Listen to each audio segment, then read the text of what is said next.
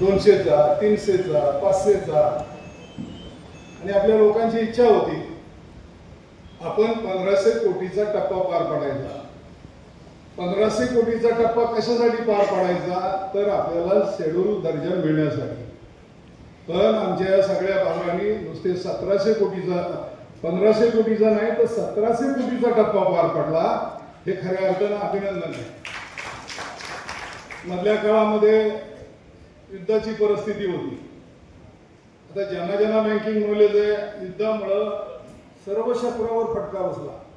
साधा गॅस सुद्धा आपल्याला मिळाला, डिझेल मिळत नव्हतं आणि तसाच परिणाम आपल्या ह्या बँकेवर सुद्धा झाला आणि जवळजवळ आपण 300 कोटीनं रिवर्स झालो. आपल्या बँकेला आपल्याला तरतूद करावी लागली, 3 कोटीची तरतूद करावी लागली.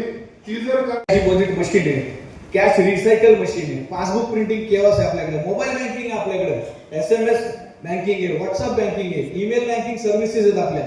आपण ईमेल वरती लोकांना सेवा देतो, कर्जदारांना सेवा देतो आणि सभासदांना आणि सर्व खातेदारांना सेवा देतो. चॅटबॉट आहे आपला, व्हिज्युअल असिस्टन्स आहे, UPI आहे आपल्याकडे, IMPS आहे, NFT RTGS आहे, NACH आहे, ECS सर्व्हिस आहे आपल्याकडे, भारत बिल पेमेंट सिस्टम आहे आपल्याकडे, आधार एनेबल पेमेंट सिस्टम आहे. जे आपण लाडकी बहीण योजना जी आली त्यावेळेला आपण साहेब ही पण एनेबल करून घेतलं. रुपे डेबिट कार्ड सर्व्हिस आहे, मायक्रो ATM आहे, मर्चंट QR कोड आहे आपल्याकडे, structural finance and messaging system आहे, CCI च्या प्लॅटफॉर्म वरती ट्रेजरी